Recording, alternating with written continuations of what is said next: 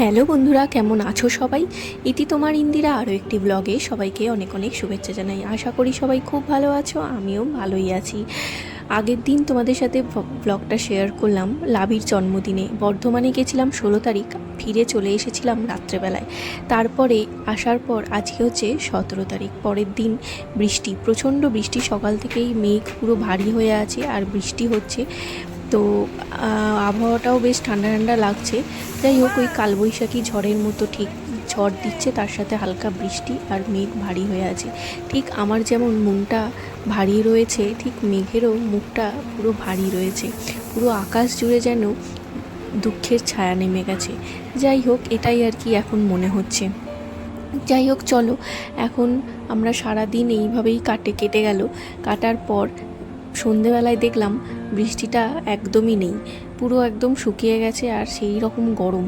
তো আমরা বেরিয়ে একটু মাংস নিলাম, আমি মা সায়ন্ত বেরিয়েছিলাম গাড়ি করে। তারপরে ওই বাজার কলকাতাটা যেটা নতুন হচ্ছে ওটার সামনে দিয়েই এলাম। তো ওটা জানি না আমরা যাওয়ার পরেই ওপেন হবে, সেটাই সায়ন্ত বলছিল। এরপর ওই চৈত্র সেলটাও দেখে গেলাম। মানে আমরা মোটামুটি কালবৈশাখী ঝড়, চৈত্র সেল সব রকমই দেখে যাচ্ছি, সেটাই আমিও সায়ন্তকে বলছিলাম, মাও বলছিল ভালোই হলো। তো একটু বাজারটাও ঘুরে নিলাম। তার সাথে এখন চলে গেছিলাম কারখানায়, মানে ওই বেকারি কারখানায়। ওখানে ছোটোর থেকে আমি বিস্কুট নিতে যেতাম, আগে বাবার সাথে যেতাম, পরে আবার একটু বড় হলাম যখন একা যেতাম। মানে বিভিন্ন রকমের বিস্কুট সেই আজও সেই কাকু জেঠুদেরকে দেখে যাচ্ছি। তো এখনও মা কিনে দেয়, তো ওটাও গেছিলাম একটু চেঞ্জ করতে। মা আমি না থাকাতে কিনে এনেছিল, কিন্তু সেটা সায়ন্তর পছন্দ হয়নি বলে আবার ফিরে গিয়ে পাল্টে নিয়ে চলে এলাম। তো যাই হোক, একই বিস্কুট নিলাম, একটু অন্য রকম নিলাম। তো এরপর আমরা চলে এলাম আজকে একটু রাতের ডিনারটা স্পেশাল হওয়ার জন্য। মা বললো চল রেস্টুরেন্ট থেকে কিছু খাবার কিনে নিয়ে আসি।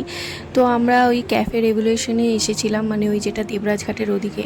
তো বেশ ফাঁকা ফাঁকা ছিল, যেহেতু আজকে বৃষ্টি বাদলের দিন, সেরকম মনে হয় ভিড় টিড় হয়নি, জানি না হয় কি না। তো খাবারের কোয়ালিটি খেলে অবশ্যই বুঝতে পারবো। তবে আমাদের বেশি কিছু নেওয়ার নেই, ওই বাটার নান মা বলছিল, বাটার নানটা বেশ খেতে ইচ্ছা করছে। প্রথমে ভেবেছিল মা বাড়িতে বানাবে, বাট আমি বললাম রিস্ক নিও না, চলো রেস্টুরেন্ট থেকেই কিনে নিয়ে আসবে। তো এইখানে দেখলাম পাওয়া যায়, ওই জন্য চলে এলাম। তো আমাদের 3 জনের বাটার নান নিয়ে নিলাম। আর ঘরে আমি অলরেডি সকালে বানিয়েছিলাম চিকেন দো পেঁয়াজা, মানে রাতের জন্যই বানিয়ে রেখেছিলাম। তো ওইটা আর ভিডিও নেওয়া হয়নি, মন মেজাজও খুব একটা ভালো নেই, ওই জন্য আর সেরকম সব ব্যাপারটা যে তুলে ধরবো তোমাদের কাছে ঠিক ভালোও লাগছিল না। তো মনটা সত্যিই খুব খারাপ, আর মাত্র মাঝখানে 2 দিন, তো ওই জন্য আরও সেরকমভাবে আর ভিডিও নেওয়া হয়নি। আর তোমরা তো অলরেডি আমার দেখেইছো চিকেন দো পেঁয়াজার রেসিপি আমার ইউটিউবে চ্যানেলে দেওয়াও রয়েছে, তোমরা চাইলে দেখে আসতে পারো। তো চলো এখন মোটামুটি এই হলো, এই আমরা এখন দেখে নিচ্ছি মেনু কার্ডটা আর কি। মানে আমি আর মা বসেছি, বাইরে সায়ন্ত রয়েছে, স্কুটিতে মাংসটা রয়েছে, ওই জন্য রয়েছে ওখানে। তো যাই হোক, চলো আমরা একটু মেনু কার্ডটা জাস্ট দেখে নিচ্ছি। বসে আছি, ওরা বললো একটু টাইম লাগবে 5-7 মিনিট, ওই জন্য একটু বসে আর কি সমস্তটা দেখে নিলাম। যাই হোক, চলো এখন মোটামুটি ওই নিয়ে অর্ডার চলে এসেছি।